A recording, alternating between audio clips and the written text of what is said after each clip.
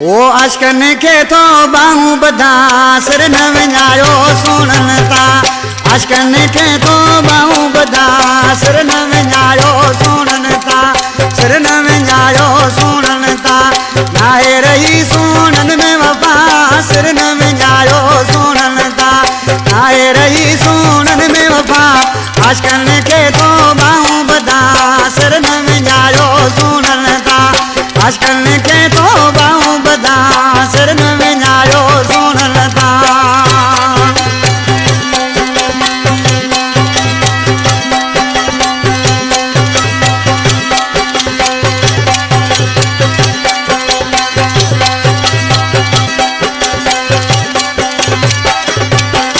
रत में कोन सचाई थन फितरत में बेवफाई थन रत में कोन सचाई थन खुशखबरीयत असां वटि शादी मंगणी तोहर सालगिरह ऐं ॿियनि ख़ुशियुनि जे मौक़े ते पंहिंजे मिटनि माइटनि ऐं दोस्तनि अज़ीज़नि जे नाले सां सहरा लाॾा असां खां ठहिरायो सिंध जे बहितरीन फनकारनि जी आवाज़ में उन सां गॾोगॾु नात हमद नुहा ऐं कलामनि जी बहितरीन रिज़ल्ट सां रिकॉर्डिंग भी कई वेंदी आहे वधीक राब्ते लाइ बशीर अहमद मोबाइल नंबर 03342176714 रत में कोन सचाई थन फितरत में बेवफाई थन ओ लखे आशिक पियो रोंदे ॾिसां सिर न विञायो सुनन ता सिर न विञायो सुनन ता नाहे सुनन में रही वफा आशिकन के तो बाहूं बधा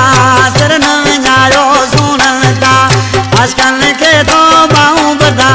सिर न विञायो सुनन ता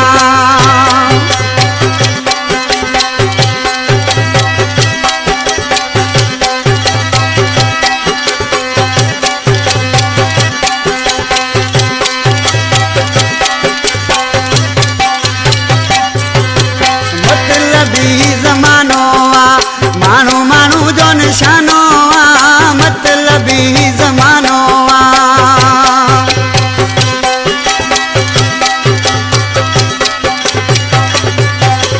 मतलबी ज़मानो आ मानू मानू जो निशानो आ ओ अञा के सामान जा सिर न विञायो सुनन ता सिर न विञायो सुनन ता सुनन में नाहे वफा आशिकन के तो बाहूं बधा सिर न विञायो सुनन ता आशिकन के तो बाहूं बधा रे सिर न विञायो सुनन ता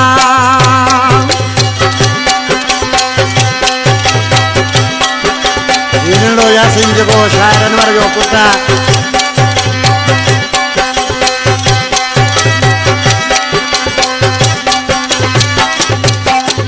अनवर बरबत खोड़ ॾिठा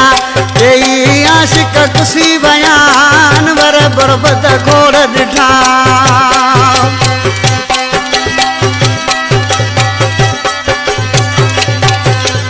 अनवर बरबत खोड़ ॾिठा